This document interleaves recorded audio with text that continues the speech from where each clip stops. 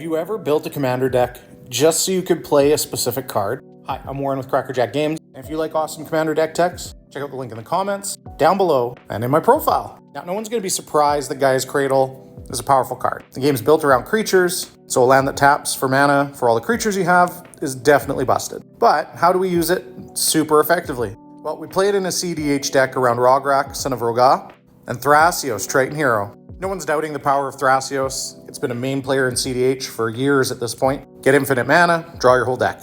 Real crazy stuff. Rograkh's a little more nuanced though. You get to play it on turn 1, and it turns on tons and tons of spells.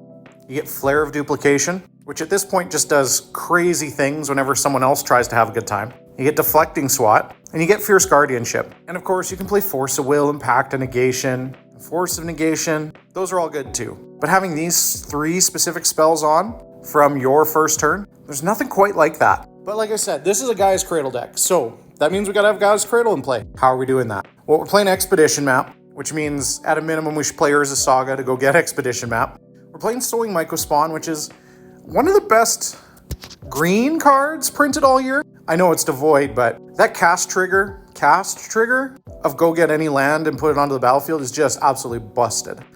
Crop Rotation, obviously a good fit here. We can also gamble for Gaea's Cradle early on. And again, with the upside of Rograkh, you're always going to have Gaea's Cradle tapping for 1 mana. Another new card we got this year in Archdruid's Charm. Just select mode 1, and then we go put Gaea's Cradle into play.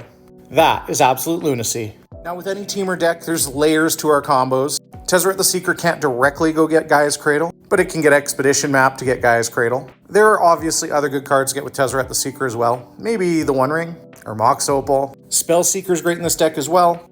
It picks up Mystical Tutor, which can get Archdruid's Charm, or Crop Rotation, and then we can get Gaea's Cradle. But you get the idea. We're looking to make tons and tons and tons of mana because we have Thrasios. It's a green deck, so we're playing Devoted Druid, and with it we get Machine God's Effigy, another thing that we can put onto the battlefield directly with Tezzeret the Seeker. When you make Machine God's Effigy into a Devoted Druid, it taps for blue, it taps for green, and it untaps for free, and it's not a creature, so it won't die to all the -1/-1 counters on it. Now, Spellseeker also goes and gets Retraction Helix, which is really good with one of the best cards printed this year.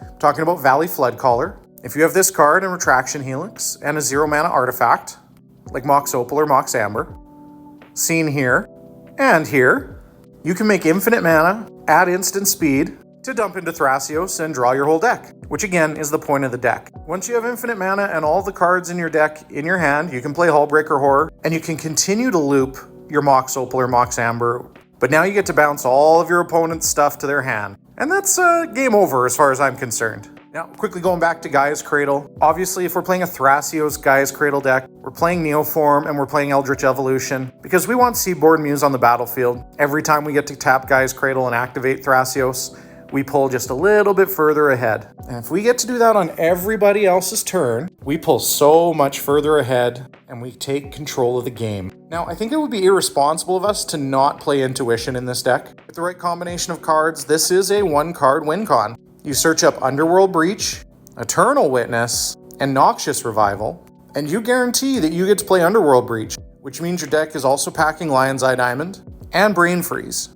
And because you could do this all at instant speed with Valley Floodcaller, except for maybe the Eternal Witness part, you'll be able to Brain Freeze out your opponents and pass the turn. No Thassa's Oracle needed. We all know how everybody hates that card, right? And finally, if you just like beating everyone down with creatures, we're also playing Finale of Devastation, which you can get off Spellseeker, by the way. So make your infinite mana, all your creatures into play with Thrasios, cast Finale of Devastation for 10 or more, and take down the table. Thrasios really holds it down, does a lot of work in this deck, but it's Rograkh that's the real hero, providing protection from turn 1 onward, and letting us truly attempt playing Gaea's Cradle as the commander of our deck. Reminder, like, share, and subscribe. The full deck list is in the comments. And be sure to check out crackerjackgames.ca, where you can find great deals on cards and links to all the other things that we're doing with Magic the Gathering. Hope this helps.